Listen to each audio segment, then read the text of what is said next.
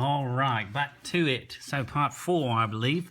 What I wanted to point out this table is that it goes up by 1s here, so we can see that it's going down by 16 as it goes up 1. So that's down 16, up 1. The same thing is true here. But here we have down 32 and up 2. So that's exactly the same ratio as the 16 and the 1. So this is indeed linear. And then this last one's not something we talked about much, but it's neither exponential nor linear, because we note that it's not a constant rate. And if you cut 64 in half, it's 32. If you cut 32 in half, 16. That's not 16, is it? So by default, we pretty much stopped before we got to this scope, but it's not quadratic. It is quadratic because of some other characteristics. So, with that said, let's flip the page. Moving on. So we have a straight line. That one's nice. That's a linear function. It's vertical, so its equation is x equals 4. Remember, if it's horizontal, it's going to be y equals. This next one is quadratic, and the vertex is there at 0, 4. And the last one is exponential. So we're going to look at where it crosses.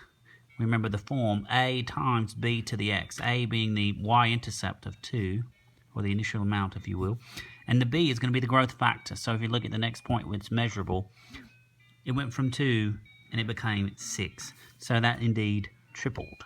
2 times 3 to the x power. And the page, moving right along, some more of these. So this next one is clearly a line, a linear function, with a slope, let's see, down 1 over 1, 2, 3. Oh, that's not quite right. Down 2 over 5. So I have y equals negative 2 fifths x plus 3.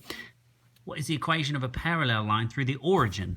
Well, parallel lines, of course, have slopes that are equivalent. So I have y equals negative 2 fifths x. All right, this next one is an exponential decay. So if we learn anything from the last one, it's going to be 5. And then we look at what's happening to the 5. Well, it's kind of hard to see. Yep, that's quite impossible to do with the naked eye. So we're going to say that's 1.5-ish or 1.67. So let's cut it into, let's say 2/3. So if 2/3 is the growth factor, 1 minus 2/3 is going to be 1/3. And that's going to correlate to 33% decay.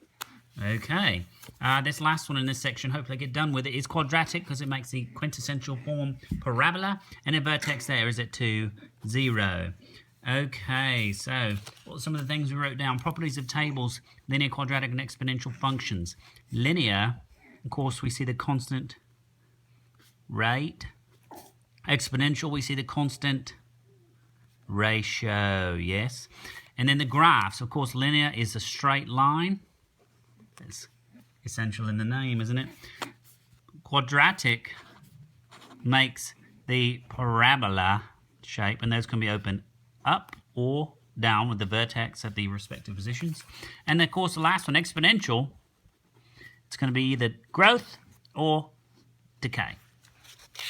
Turn the page. All right, Larry does lawn care. Sounds like a movie. When he worked 3 hours, he made $52. When he worked 5 hours, he made $80. How much does Larry make per hour? So, that's a bit confusing, isn't it? Because we see that Larry does not make $0 for working 0 hours. You see, there must be some sort of fee that Larry charges just to show up at my house. So, what we're going to do, we're going to treat these like points on a graph. 5, 80. You can see that if he worked 5 hours on my $80, that would make sense for him to make $16 an hour. But that's not the same as the $3.52. Do you see that? If he made $16 an hour, he'd only get $48 here. So we've got to treat this like a line that has a y-intercept other than 0. So what we're going to do is find the slope, and the change here is 28. The change here is 2. So 28 over 2 becomes $14 per hour. Okay, $14. So the equation will be 14x plus, well, what's the difference? What's he missing here? So what is the 3 times the 14 give us? 3 times 14, $42. So he's got a $10 charge just to show up at my house. I'm not sure I'm going to hire Larry anytime soon. And then this next part's kind of disconnected.